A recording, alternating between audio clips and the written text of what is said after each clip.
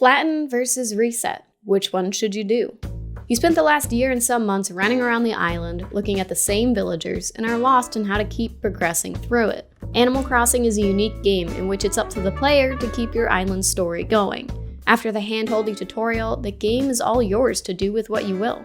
Naturally, our minds go to the thought of resetting the island will give me more gameplay. While this seems like a fantastic idea, keep in mind that you'll lose all progress, like your learned DIYs, your house, and your island creations. Not to mention the dreamy that took forever to find. Should you reset your entire game or just flatten your island and start over without actually starting over? This depends on why you're not happy.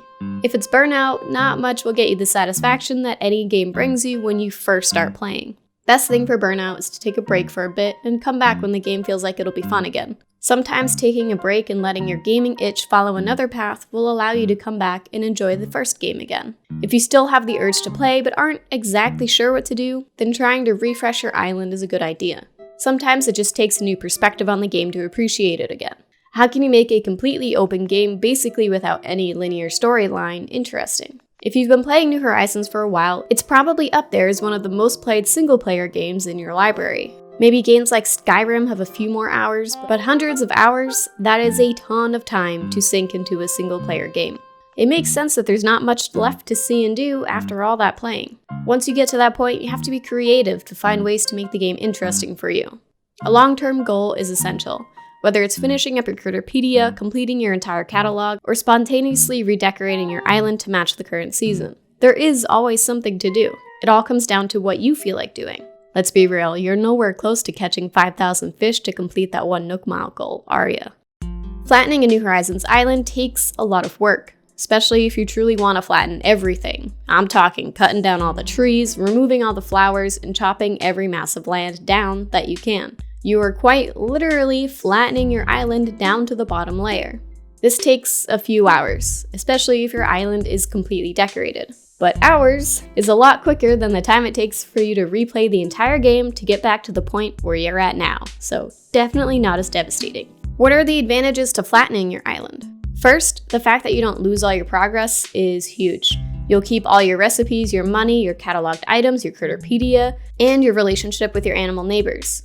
All the stuff you worked hard for since you started playing. You'll lose nothing except a few hours of your time to flatten and throw all your items in storage or even sell them to Tommy, who's obviously the best one, for some extra bells, if you're like most of us and have already used up your expanded 2400 storage. While flattening, you also end up just playing the game more. Sure, it's a very tedious few hours of breaking everything down, but at least it gives you something to do if you've completely run out of ideas. If you're on the edge of whether to flatten or reset, I always suggest flattening first. Resetting your entire save file is just so permanent. The few times I've reset my Animal Crossing town over the years, I've always done it too hastily and regretted my decision later. It was fun for the minute to get a fresh start on a new town, but I slowly began to miss the previous save file. The villagers, all my items, even the new town layout felt weird. I got so comfortable with my original save file that the new one just didn't live up to the fun I had the first time around. It's essentially like replaying a game. Jumping back into the original Breath of the Wild is always an amazing experience, but nothing will ever beat the feeling of exploring the game the first time around. But if flattening your island just isn't the thing for you, then by all means delete that save file and start over. Just keep in mind you'll lose all your crafting recipes, your Nook Mile goals, your Nook Miles, friendship levels with villager, your furniture, and money. Unless you want to bring all 50 million bells to a friend's island and drop them off 99,000 bells at a time, which, no. I promise you won't want to do that. It'll take about 13 trips to and from an island to bring all of that. Honestly, I think flattening your island might be quicker. If you get the urge to reset, I don't blame you. If it wasn't for my past experiences of regretting the reset and being unable to revisit my old towns, I'd probably be in the same boat as you.